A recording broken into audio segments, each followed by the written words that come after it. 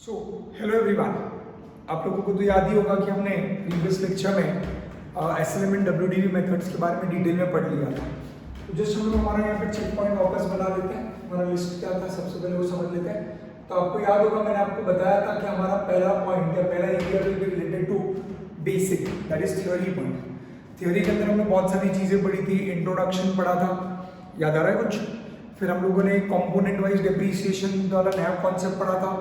फिर हम लोगों ने उसके बाद डेप्रीसिएशन के फैक्टर्स देखे थे और फिर ऑब्जेक्टिव्स ऑफ कैलकुलेटिंग डेप्रीसिएशन वाला पार्ट कवर किया था। फिर मैं दूसरे हेडिंग पे आया था बच्चा लोग, जहाँ पर हम लोग डिस्कस करने वाले थे मेथड्स ऑफ कैलकुलेटिंग डेप्रीसिएशन, और जिसमें हमने पढ़ा था कि 6 मेथड्स हैं टोटल।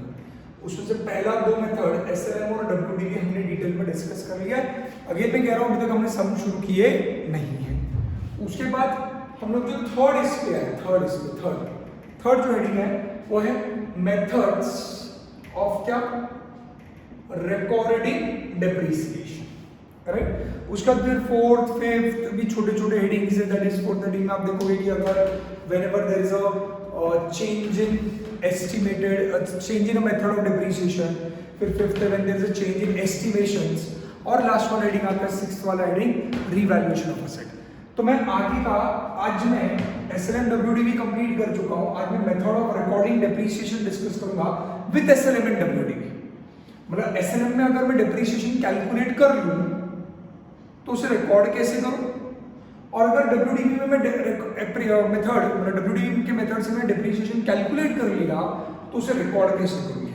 फिर उसके बाद मैं चौथा हेडिंग भी कवर करूंगा, that is change in method. फिर फिफ्थ हेडिंग भी कवर करूंगा, चेंज इन एस्टीमेट। फिर सिक्स्थ हेडिंग भी कवर करूंगा आप लोगों का रिवैल्यूएशन। सब खत्म होने के बाद फिर मैं बाकी के 4 मेथड्स पढ़ूंगा। बहुत ही स्वीट लिंक है। अब मेरे प्रोसीजर थ्रू चलोगे चैप्टर बहुत आसान जाएगा, हर एक पॉइंट आप इंटरलिंक कर पाओगे, इतना मेरा गारंटी है। I hope you with me. तो आज हम मेथड ऑफ रिकॉर्डिंग डेप्रीसिएशन करेंगे। मेथड ऑफ रिकॉर्डिंग डेप्रीसिएशन मतलब क्या, आप डेप्रीसिएशन को डेबिट एंड क्रेडिट कैसे करेंगे, आप डेबिट क्रेडिट किस तरीके से रिकॉर्ड करोगे, वो मुद्दा आता है। तो मेथड्स ऑफ रिकॉर्डिंग डेप्रीसिएशन में 2 मेथड है। एक को कहा जाता है चार्ज टू असेट और दूसरे को कहा जाता है प्रोविजन फॉर डेप्रीसिएशन या एक्यूमुलेटेड डेप्रीसिएशन मेथड। कुछ नाम सुना लग रहा है? प्रोविजन फॉर डेप्रीसिएशन नहीं भी सुना, डोंट वरी, हम डिटेल में डिस्कस करेंगे। ट्रस्ट मी, ये बहुत इंपॉर्टेंट एरिया है आगे के बड़े बड़े सम सॉल्व करने के लिए, राइट। तो जो फ्यूचर में जब आप पढ़ते हो तो फ्यूचर में बहुत बार लोग इस तरीके से पढ़ाते हैं आपको। जब आप इंटर लेवल पे जाओगे, आगे जाओगे, तो बहुत बार लोग आप लोगों को एक्यूमुलेटेड डेप्रीसिएशन वाली मेथड एज्यूम करके पता होगा, पर बहुत सारे बच्चों को ये मेथड इतनी ज़्यादा क्लियर नहीं होती है या इतनी ज़्यादा इस मेथड की प्रैक्टिस नहीं की हुई रहती है, तो उसके बच्चे इसमें बहुत गड़बड़ और प्रॉब्लम क्रिएट करते हैं। It's very common, it happens many times, but don't worry, हम लोग डिटेल में कवर करेंगे ये मेथड को। डन, चलो। सो अभी हम फटाक से आगे बढ़ेंगे और मैं आप लोगों को एक सम दूंगा। पहले मैं आपको मेरा एक सम दे रहा हूँ, मैं डिक्टेट कर रहा हूँ, अपनी बुक निकालें, पेन निकालें और वो सम नोट करें पहले। वो सम नोट करने के बाद फिर मैं डिस्कस करूँगा कि एग्जैक्टली मेरा इस एरिया में क्या डिस्कशन चल रहा है, राइट। चलिए लेकिन शुरू करें। चलिए देखिए एग्जाम्पल नंबर 1, आगे सब लोग एग्जाम्पल नंबर 1 शुरू करें। लॉकडाउन लिमिटेड, हाँ ना, कुछ नहीं कर सकते। Lockdown limited bot N equipment, lockdown limited bot N equipment for rupees 5,90,000 on 1st Jan 2019, full stop. On 1st Jan 2019, full stop. Installation expenses were paid. Installation expenses were paid of rupees 50,000. 50,000. Alright, full stop. Fine. Life of the asset was estimated 4 years was estimated 4 years, and residual value at the end of life was expected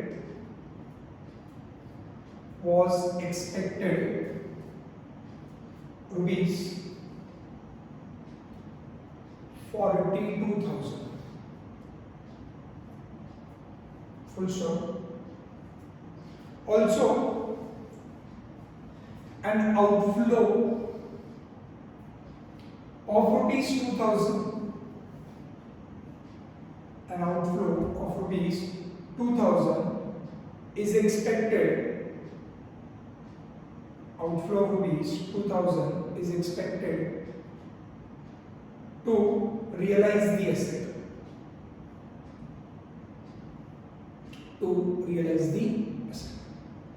You are required to calculate depreciation.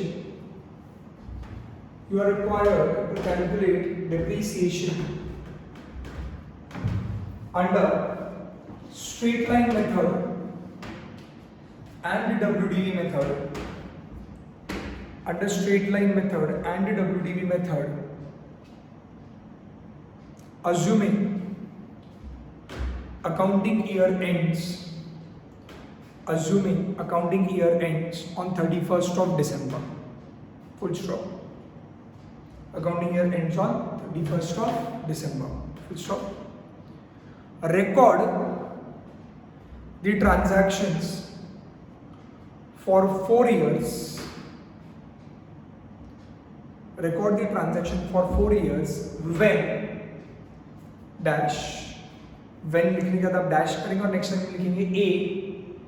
Yes, A. Depreciation is charged to asset. Depreciation is charged to asset. Next time में B लिखेंगे B. Provision for depreciation is created. Provision for depreciation is created slash accumulated depreciation. Slash accumulated depreciation. Done? Sure? ये लिख लिया सबने? सम शुरू करें। अब सम में जो बहुत सारी चीजें एक्सप्लेन करनी है, वाइल सॉल्विंग हम बहुत सारी चीजें डिस्कस करेंगे। आगे सब लोग यहाँ पर चल। अब जो हमारा एग्जाम्पल नंबर 1 चल रहा है, जो हम सॉल्व करने जा रहे हैं, इसमें आपको समझना है आपको सम किस तरीके से पूछा है। बट आपको कैलकुलेशन करते वक्त एसएलएम में भी कैलकुलेशन करना है, डब्ल्यूडीवी में भी करना है, राइट? और आप लोगों को, या फिर मैं इसको ऐसा लिखूं कि कैलकुलेशन करते वक्त एसएलएम डब्ल्यूडीवी में करना है, और रिकॉर्ड करते वक्त पहला और दूसरा method that is charge to asset और प्रोविजन मेथड भी करना। मतलब मैं आपको सारी पॉसिबिलिटीज यहाँ पे कवर करें। सबसे इंपॉर्टेंट आपने ये सब में नोटिस किया रहेगा, मैंने आपको रेट नहीं दिया, परसेंटेज नहीं दिया, मतलब आपको खुद को परसेंटेज फाइंड आउट करना है और आपको चारों साल का काउंटिंग करना है। फिलहाल ये सब बेसिक है। यहाँ पर सेल ऑफ एसेट वगैरह मैंने अभी तक कंसिडर नहीं किया, जो इसके बाद वाले एग्जाम्पल में मैं कंसिडर करूंगा। इधर तक सब मेरे साथ है? पहले बैकग्राउंड समझ में आ रहा है?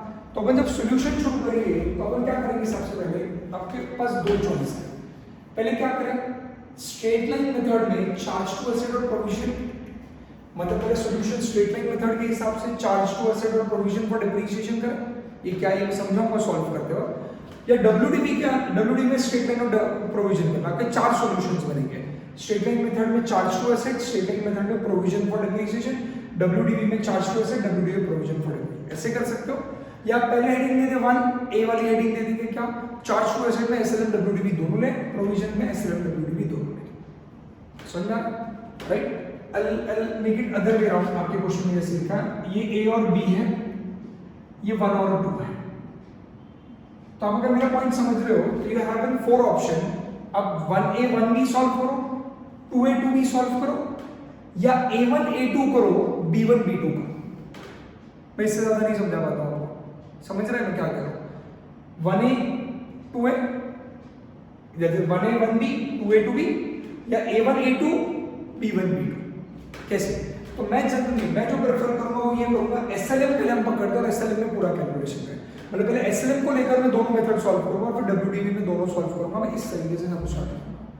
तो मैं सबसे पहले एग्जांपल 1 के अंदर पहली हेडिंग लिख दूंगा। पहली हेडिंग क्या है कि मेरी स्ट्रेट लाइन मेथड। इसके अंदर पहले मैं वर्किंग करूंगा डेप्रिसिएशन का, क्योंकि डेप्रिसिएशन का उन्होंने हमें रेट नहीं दिया हुआ, और फिर मैं अकाउंटिंग की तरफ आऊंगा। पहले मैं वर्किंग नोट बनाता हूं यहाँ पर। तो आपको डेप्रिसिएशन का फॉर्मूला लिखना पड़ेगा। डेप्रिसिएशन का रुपीस का फॉर्मूला है कॉस्ट ऑफ एसेट, पता है सर? ऐड होगा ना, ऐड लेस होगा, लेस क्या लेस होगा? एस्टिमेटेड स्क्रैप या residual value divided by estimated life of asset. याद आ रहा है? ये मेरा फॉर्मूला आ गया। अब यहाँ पर हम एक और एक बहुत ही ब्यूटीफुल सा पॉइंट डिस्कस करना चाहूँगा। तो आपने क्वेश्चन देखा होगा, क्वेश्चन पढ़ा होगा, आपको पता है आपका ईयर 31 दिसंबर को एंड होता है। जानबूझ के मैंने दिसंबर ईयर एंड दिया हुआ है, तो आपका ईयर जैन टू दिसंबर चलेगा।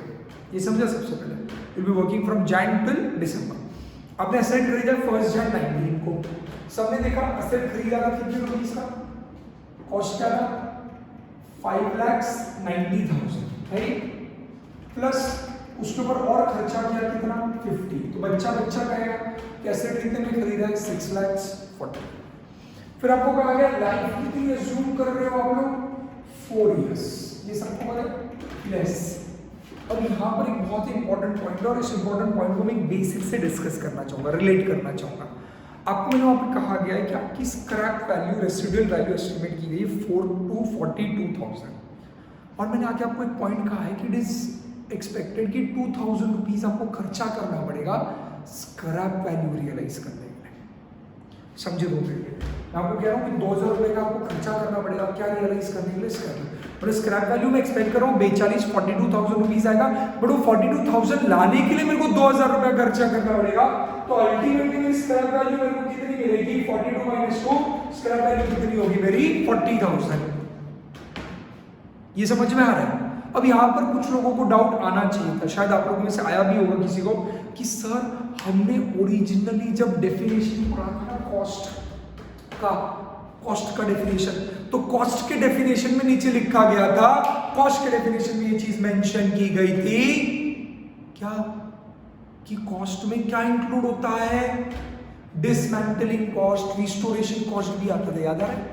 हमने कॉस्ट में पढ़ा था, बेसिक 3 चीजें आती थी। एक परचेज प्राइस था, अरे ये पहले बेसिक्स में, बेशक को बेसिक्स में अंदर पढ़ा था कंपोनेंट, याद आ रहा है? फैक्टर्स के अंदर एक हेडिंग क्या था? कॉस्ट में क्या पढ़ा था? 3 चीजें आती है, परचेज प्राइस आती है, गंदी शक्लें ना बनाए, पेज पलट के देखे चाहे तो भी चाहे पलटो बेच जाते। कॉस्ट में क्या आता था? परचेज प्राइस था। Expenses incurred to bring it to location condition for intended use of the enterprise, याद आ रहा है क्या? उसके बाद तीसरा क्या था? एक्सपेंसेस जो आपको रिस्टोरेशन, डिसलोकेशन और वो सब के लिए लगेंगे, याद आ रहा है? तो क्या सिर्फ 2000 वो है क्या? नहीं, मैं आपको समझाना चाहूँ 2000 अलग है और वो जो पॉइंट पढ़ा था वो अलग है। वो पॉइंट क्या था? उस असेट को लाइफ खत्म हो जाने के बाद डिसमेंटल करके और उधर की साइट को रिस्टोर करने का जो खर्चा आएगा, वो खर्चे को हम कॉस्ट में ऐड करेंगे, वो अलग खर्चा था। ये जो 2000 रुपये मैंने आपको यहाँ पे क्वेश्चन में दिए हैं, ये भी खर्चा ही है, ये भी एक्सपेंस ही है, बट ये एक्सपेंस असेट को डिसलोकेट, डिसमेंटल और साइट रिस्टोरेशन का खर्चा नहीं है।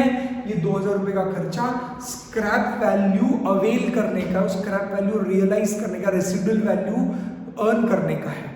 आपको उस असेट को बेचने के लिए 2000 रुपीज खर्चा लगेगा, तो नेट स्क्रैप वैल्यू तेरे को हाथ में 40,000 आएगी।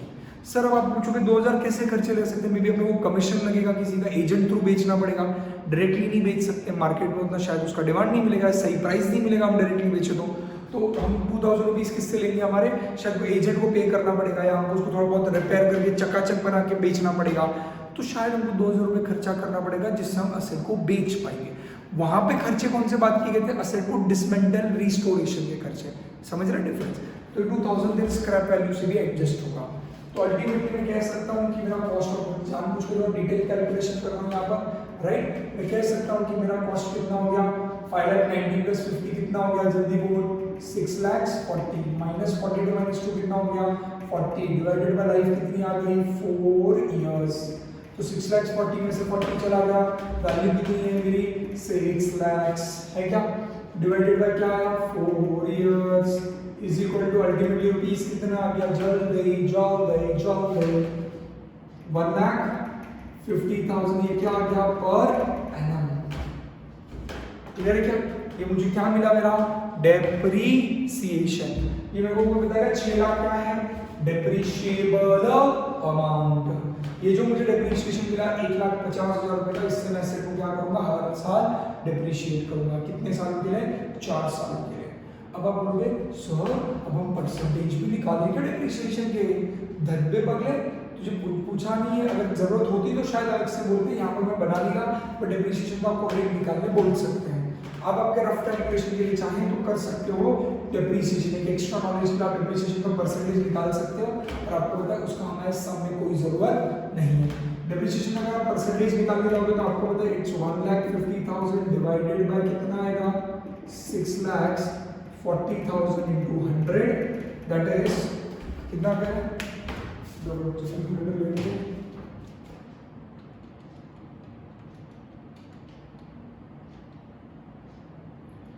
23.4375।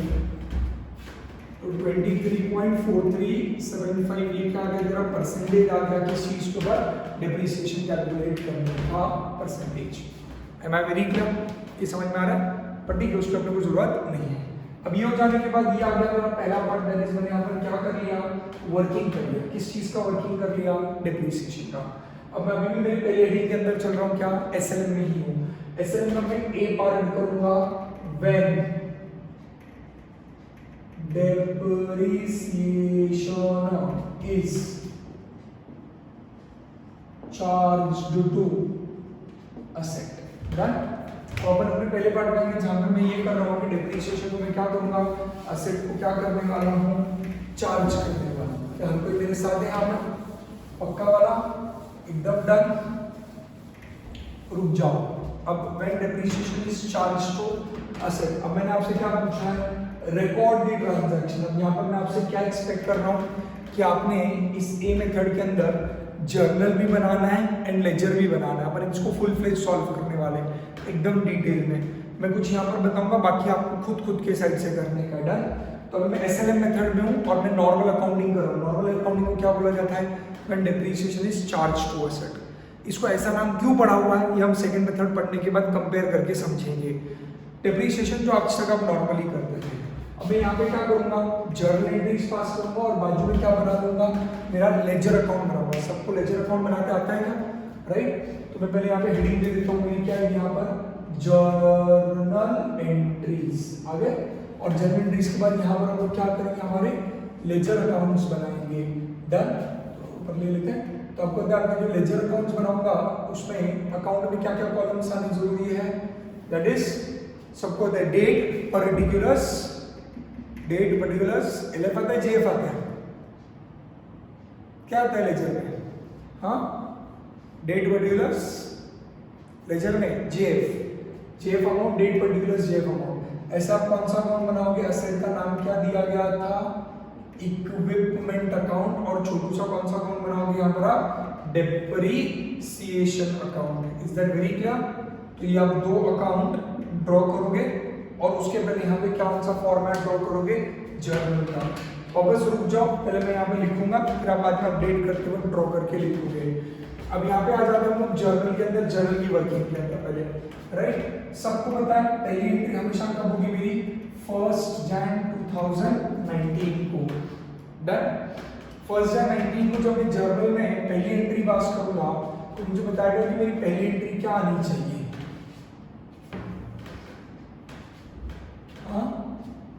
पहली एंट्री क्या आएगी 1 Jan 2019 को असेट खरीदने की एंट्री आएगी। असेट खरीदने की एंट्री क्या आती है इक्विपमेंट अकाउंट डेबिट टू क्या एंट्री करूं बैंक अकाउंट। पता है अब यहाँ पर बहुत सारे बच्चे गलती करते हैं कॉमन एरिया मिस्टेक करने का। मुझे पता इक्विपमेंट को मैं डेबिट कितने अमाउंट से करूंगा 6 लाख से करूं नहीं इक्विपमेंट अकाउंट डेबिट कितने से होगा? 6,40,000 रुपीज से डेबिट होगा। अग्री क्या? क्यों बेटा समझना, तूने असेट खरीदने के लिए 5,90,5,90,50,000 स्पेंड करना तेरे पॉकेट से, अल्टीमेट स्पेंडिंग कितनी गई है? 5,90,50 6,40,000। तेरा कॉस्ट ऑफ एसेट 6,40,000 तेरा एस्टिमेटेड रेसिडुअल वैल्यू था जो सम में नहीं आने वाला कहीं पर। तो तू आज एसेट कितने में खरीदेगा? 6,40,000। ये बेसिक अकाउंटिंग पता है क्या? असेट खरीदने की एंट्री इक्विपमेंट अकाउंट डेबिट होगा, बैंक अकाउंट क्रेडिट होगा। फिर ईयर एंड आएगा, ईयर एंड आने पे 31 दिसंबर 19 आएगा। 31 दिसंबर 19 को तू क्या एंट्री पास करेगा? बेटा देखो होता है हर साल के एंड में हम क्या करते हैं? डिप्रीसिएशन। तो 31 दिसंबर 19 को हम क्या डिप्रीसिएशन करेंगे? आपको कहते हैं एंट्री क्या आनी चाहिए? डिप्रीसिएशन अकाउंट डेबिट टू क्या करूं मैं? Equipment account. मानता है क्या? पूरा फुल फॉर्म लिखना है, डिप्रीसिएशन टू इक्विपमेंट। अब मुझे बता कितना अमाउंट आएगा डिप्रीसिएशन का? हमने कैलकुलेट कर लिया हुआ है। डिप्रीसिएशन की अमाउंट कितनी आएगी वहां पर? 1,50,000 रुपीज, जो हमने ऑलरेडी एवरी ईयर का कैलकुलेट करके रखा है। और फिर ईयर एंड में क्या आ जाएगा? अब और एक एंट्री बाकी है। बच्चा जानता है हर साल के अंत में जितने भी नॉमिनल अकाउंट्स हैं, मतलब जितने भी खर्चे और इनकम के अकाउंट्स हैं, हम उन्हें क्लोज करके कहाँ ट्रांसफर कर देते हैं? Profit and loss account. तो लास्ट एंट्री उसके बाद क्या है कि बेटा तेरी प्रॉफिट एंड लॉस अकाउंट क्या करेगा? तो डेबिट। और क्रेडिट किसको करेगा? Depreciation account. कितना अमाउंट आएगा? 1,50,000 रुपीज। डन क्या? इसका जो तू असेट अकाउंट में एंट्री करने जाएगा, ये हो गया पहले एक साल की एंट्रीज। समझना है, पहली एंट्री असेट खरीदने की, दूसरी एंट्री ईयर एंड में क्या कैलकुलेट करके चार्ज करने की? डिप्रीसिएशन। यहाँ पर जो तूने पढ़ा ये एसएलएम के डिस्कशन में हमने सीख लिया। यहाँ पर तू डिप्रीसिएशन का कैलकुलेशन कर रहा था, अब मैं डिप्रीसिएशन का क्या कर रहा हूँ? अकाउंटिंग। अकाउंटिंग के पहली मेथड जो है, जो आज तक तूने फॉलो की, जिसको कहा जाता है चार्ज टू असेट मेथड। मतलब क्या?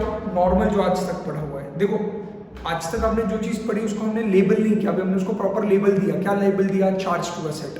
जब तू दूसरी मेथड पढ़ेगा तब तेरे को समझेगा अच्छा ये फर्क था नॉर्मल में और ये अलग वाले मेथड में। तो इसके ऊपर की मेन डिस्कशन हम तब कर पाएंगे जब हम दूसरे मेथड पे आएंगे, इसलिए मैं फर्स्ट मेथड को थोड़ा फास्ट ले रहा हूँ। यहाँ पर आपका खरीदने की एंट्री है डिप्रीसिएशन, और लास्ट में डिप्रीसिएशन को कहाँ ट्रांसफर किया? Profit and loss. Ledger account में अगर मैं इफेक्ट देखूँ तो सबको पता है सबसे पहले क्या आएगा? असेट खरीदूंगा। असेट खरीदूंगा तो असेट अकाउंट को इसको डेबिट की पोस्टिंग जाएगी।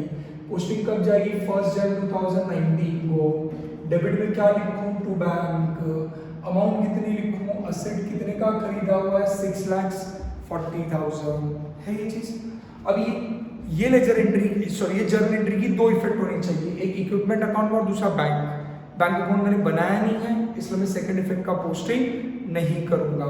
अब मैं कहां पर आया? सेकंड एंट्री जो ईयर एंड में आई। हर अकाउंटिंग ईयर के एंड में हम कंपल्सरीली क्या करते हैं बेटा? डिप्रीसिएशन कैलकुलेट करते हैं के रिकॉर्ड करते हैं। तो हमने ईयर एंड में डिप्रीसिएशन रिकॉर्ड करना चाहा, तो डिप्रीसिएशन अकाउंट क्या किया? डेबिट किया। आपको डेट पता है डिप्रीसिएशन डेबिट 31 दिसंबर 2019 को होगा। डेबिट में हम क्या लिखेंगे? To equipment account. अमाउंट कितनी आएगी इक्विपमेंट अकाउंट में? 1,50,000। ये क्लियर है क्या? ये हो गया सेकेंड एंट्री का एक इफेक्ट, डिप्रीसिएशन डेबिट किया, बट क्रेडिट किसको किया? Equipment account.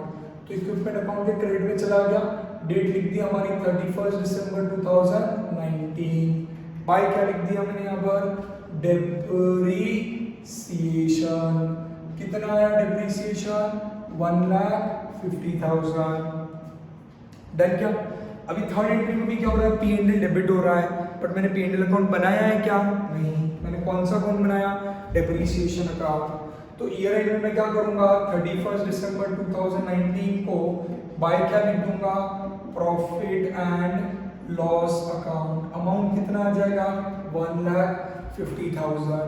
समझ में आ रहा है? और ये 1,50,000 कहाँ चला जाएगा? Profit and loss account. अब आपको पता है इससे क्या समझ में आता है? मैंने पूरा क्या पास किया? जर्नल एंट्रीज पास की। इस जर्नल एंट्रीज के नीचे आपके नरेशंस आएंगे, बेसिक नरेशंस आते हैं जो आपने 11th में देखे हुए रहेंगे। पहले एंट्री, दूसरी एंट्री, तीसरी एंट्री का नरेशन में डिक्टेट करूंगा। तो आपकी तीनों एंट्रीज आ गई और तीनों का मैंने पोस्टिंग कर लिया। पर तीनों एंट्री में जो भी अकाउंट इन्वॉल्व थे, हर एक अकाउंट मैंने यहाँ पे ड्रॉ नहीं किया, मैंने यहाँ पे 2 ही अकाउंट ड्रॉ किया है, इक्विपमेंट असेट का अकाउंट और डेप्रिसिएशन। तो जितना इफेक्ट हुआ उतना ले पाए। दूसरी चीज, पहला स्टेप हो गया क्या, रिकॉर्डिंग, दूसरा स्टेप हो गया क्या, पोस्टिंग, ये समझते हैं। अब तीसरा स्टेप क्या आता है, बैलेंसिंग। अब आपको नहीं लगता ईयर एंड में हम इसको बैलेंसिंग करेंगे, किसको बैलेंसिंग करेंगे, मशीनरी मतलब सॉरी इक्विपमेंट असेट के अकाउंट को। असेट के अकाउंट के डेबिट की टोटल ज्यादा आ रही है, दैट इज 6,40,000, क्रेडिट टोटल कितनी आ रही है, 1,50,000। तो आपका डिफरेंस 31 दिसंबर 2019 को इधर क्रेडिट में आएगा बाय बैलेंस कैरिड डाउन। 6,40,000 में से पता 1,50,000 का कितना आता है, बोलना जल्दी, पक्का 1,50,000 था ना अपना डिप्रीशिएशन, ऐसे क्या करते हो, राइट, कितना है 6,00,000 में मतलब क्या 5,40,000 और टाइम गया, दैट इज 4,90,000। ये तेरा क्या आ गया, बैलेंस आ गया। ये अगला साल आएगा, पिछला साल कौन सा था 2019, अगला साल क्या आएगा, वही हमारा मनुष्य साल 2020। तो 1 जनवरी 2020 इज नेक्स्ट ईयर का बिगिनिंग। यहाँ पे क्या आ जाएगा, टू बैलेंस क्या ब्रॉट डाउन, अमाउंट कितना आ जाएगा 4,90,000। अब ऐसा क्यों हुआ, क्योंकि इक्विपमेंट अकाउंट कौन सा अकाउंट था, रियल अकाउंट। ये हर साल बैलेंस दिखाता जाएगा जब तक असेट बेचा नहीं जाता या असेट पूरी तरीके से निल नहीं होता। डेप्रिसिएशन अकाउंट को अगर आप देखोगे तो ऑलरेडी बैलेंस्ड हो चुका था। क्यों बैलेंस्ड हो चुका था, क्योंकि वो कौन से नेचर का था, नॉमिनल नेचर का। तो दोनों साइड टोटल क्या आ गई उसकी 1,50,000। ये समझता है क्या, पक्का। अब यही कंटिन्यूएशन में चलेगा, कितने साल तक चलेगा, 4 साल। क्या होगा यहाँ पर, वापस अगले साल की एंट्रीज आएंगी। ये कौन सा ईयर था 2019, इसका कौन से ईयर में आएंगे 2020। और 2020 जो सेकेंड ईयर है इसमें क्या होगा, सीधा आप एंट्री कब पास करोगे 31 दिसंबर 20। क्यों ऐसा, क्योंकि असेट खरीद लिया, बार बार तो खरीदा नहीं है असेट, अब से सिर्फ ये 2 ही एंट्रीज आएंगी। कौन सी 2 एंट्रीज बेटा, डेप्रिसिएशन कैलकुलेट करके चार्ज करने की, रिकॉर्ड करने की, और उस डेप्रिसिएशन को कहाँ ट्रांसफर करने का, प्रॉफिट एंड लॉस।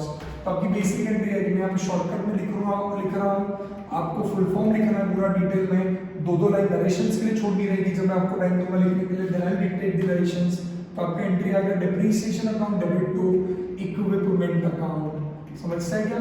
और फिर वापस 31 मार्च दिसंबर 20 को ही क्या करोगे, profit and loss account debit to depreciation, cancel कर लोगे, इधर डेबिट हुआ इधर क्रेडिट हुआ, डेप्रिसिएशन कैंसिल हो गया।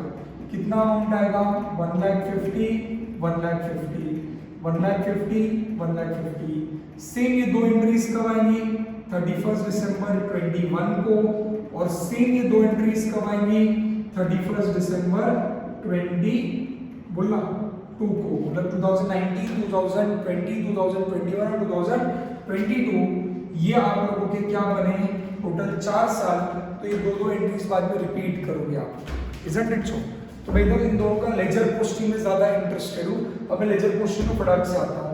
ये 1 जनवरी 20 को मेरा असेट यहाँ पे ब्रॉट डाउन हो गया, 31 दिसंबर 20 को यहाँ पर मैं क्या कर दूंगा बता दे, 31 दिसंबर 20 को यहाँ पे क्या लिख दूंगा, बाय डेप्रिसिएशन अकाउंट।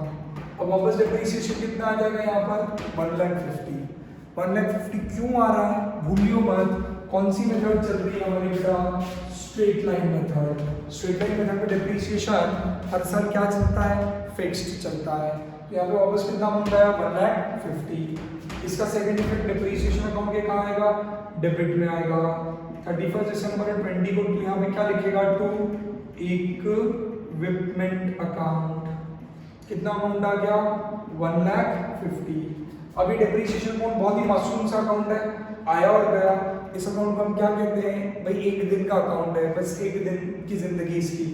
31 दिसंबर को हमने चार्ज किया, 31 दिसंबर 20 को फेंक दिया, तुरंत किधर फेंक दिया, प्रॉफिट एंड लॉस अकाउंट 1,50,000। अब इधर सेकेंड ईयर का डेप्रिसिएशन हम चार्ज कर चुके हैं, मतलब प्रोसीजर क्या था, पहले रिकॉर्ड किया, फिर क्या किया, पोस्ट किया, और अब मैं क्या कर रहा हूँ, बैलेंसिंग कर रहा हूँ। तो मैं इसको वापस क्या करूँगा, बैलेंसिंग। तो 31 दिसंबर 20 को यहाँ पर क्या आएगा, बाय बैलेंस कैरिड डाउन। आप देख रहे हो 4,90,000 में से जब 1,50,000 गया तो आपका डिफरेंस कितना आया 3,40,000 आया क्या बेटा। डेप्रिसिएशन को जब मैं क्लोज करूंगा तो टैली हो गया, दोनों साइड टोटल कितनी आ गई डेप्रिसिएशन अकाउंट में 1,50,000। ये अकाउंट वैसा ही है, क्लोज होता जाएगा। अब मैं अगले साल आ चुका हूँ, 2019 हो गया, 2020 हो गया, फिर अगला साल आ गया 1 जनवरी 2021 आ गया, राइट क्या? 21 में इधर आया क्या सबसे पहले टू बैलेंस ब्रॉट डाउन, कितना बैलेंस आया हमारे एसेट का बता दें 3,40,000। वापस क्या चार्ज हुआ इस ईयर के एंड में डेप्रीसिएशन। डेप्रीसिएशन कब आया? साथ में बोल मेरे, यहाँ पर ध्यान दे, साथ में एवरीवन, यस हाँ तुझे बोल रहा हूँ, ध्यान दे। 31 दिसंबर 2021 ईयर एंड आएगा, क्या चार्ज होगा वापस बाय डेप्रीसिएशन। एसएलएम मेथड होने की वजह से हर साल का डेप्रीसिएशन कितना होगा 1,50,000। सेकेंड इफेक्ट डेप्रीसिएशन अकाउंट में जाएगा। डेप्रीसिएशन डेबिट क्यों हो रहा है ये बच्चा जानता है, क्योंकि वो हमारा खर्चा है। तो 31 दिसंबर 21 को टू क्या लिखूंगा इक्विपमेंट, अमाउंट कितनी आ गई 1,50,000। तुरंत दरवाजे से आया खिड़की से गया, वैसा वाला केस है। 31 दिसंबर 2021 को क्या आ जाएगा by profit and loss account, कितना आ गया वही 1,50,000। डेप्रीसिएशन रिकॉर्ड कर लिया, डेप्रीसिएशन को पीएनएल को ट्रांसफर कर दिया, यही थी हमारी वो दो एंट्रीज। अब एंट्री का पोस्टिंग करने के बाद क्या करना, बैलेंसिंग। बैलेंसिंग कैसे चलेगा बोलना,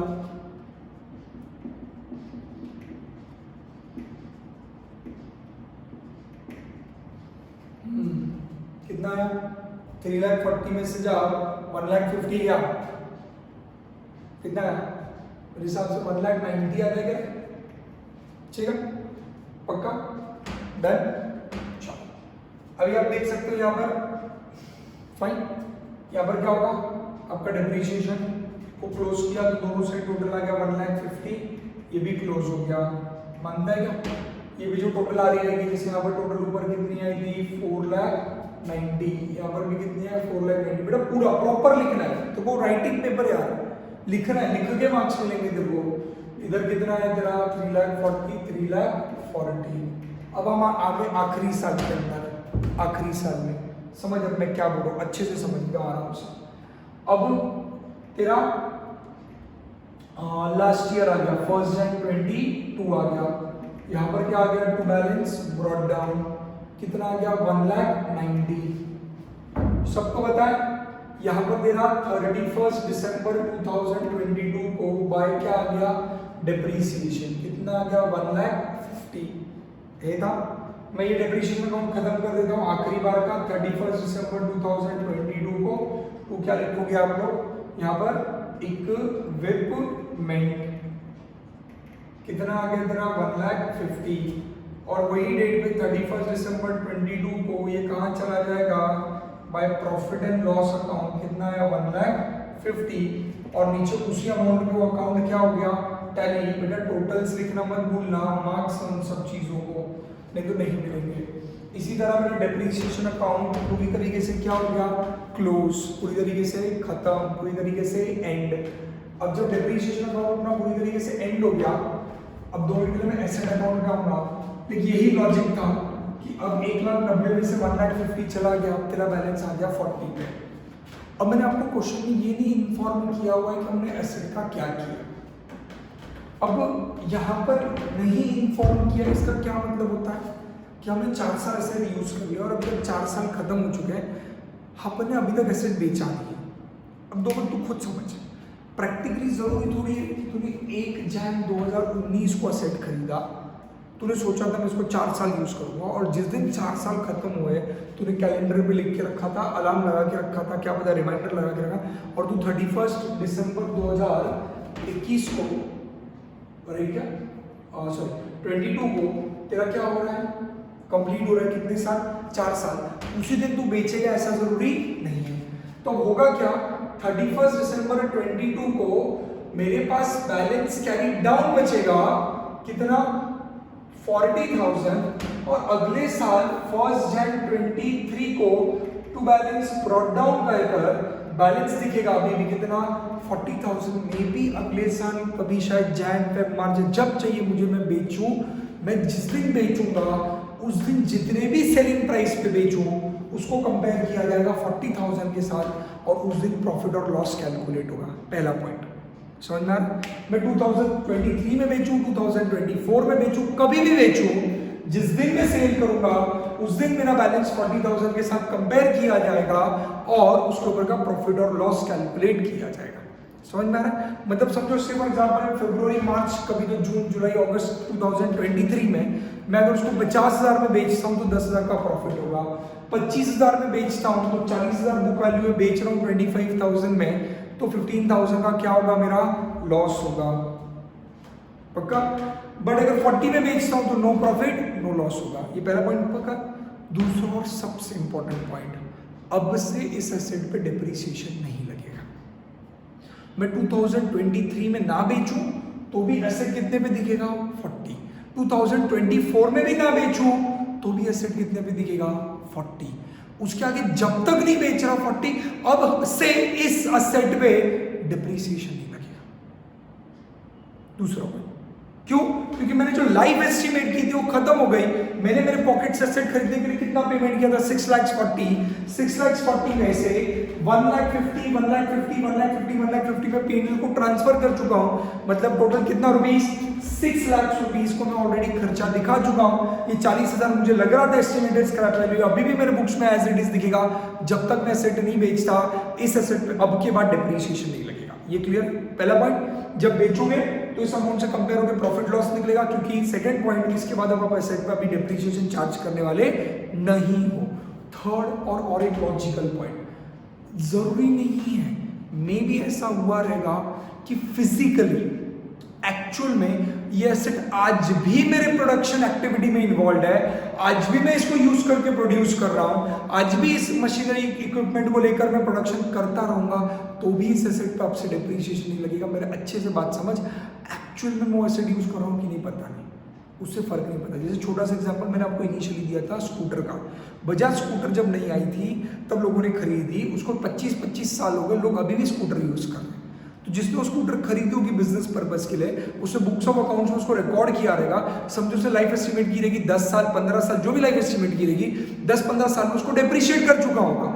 डेप्रिशिएट करके उसके बुक्स ऑफ अकाउंट में या तो स्कूटर जीरो हो चुकी रहेगी या तो स्कूटर आकर कितने पे दिख रही रहेगी उसके रेसिडुअल वैल्यू पे। बट उसने जो लाइफ एस्टिमेट करके डेप्रिसिएशन रिकॉर्ड करना चालू किया था, जिस दिन वो एस्टिमेटेड लाइफ खत्म हो गई उसके बाद एस्टिमेटेड लाइफ खत्म हो गई उसके बाद वो डेप्रिसिएशन लगाना बंद कर देता। और थर्ड इंपॉर्टेंट पॉइंट, भले वो एसेट फिजिकली वो यूज करो, आज भी वो स्कूटर यूज कर रहा हो उसके दुकान के अंदर, हम बुक्स में उसको डेप्रिसिएशन नहीं लगाएंगे, क्योंकि हमने पैसा जितना अपने पॉकेट से दिया था उतना हम ऑलरेडी खर्चा दिखा चुके हैं।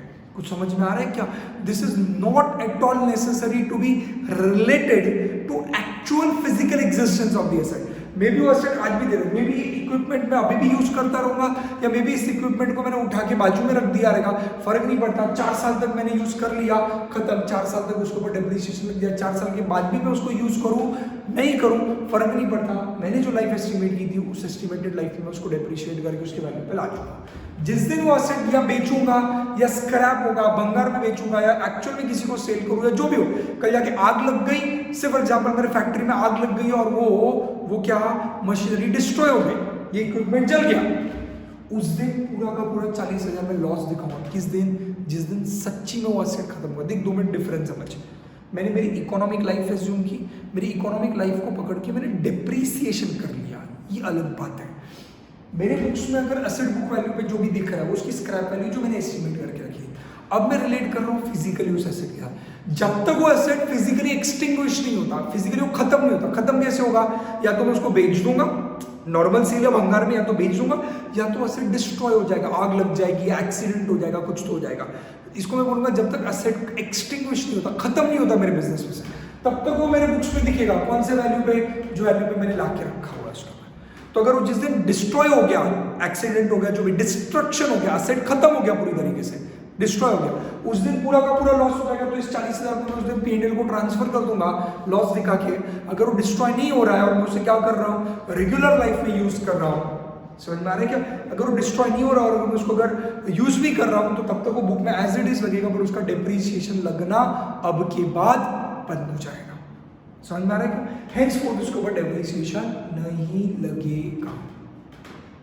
Is that very clear? पक्का?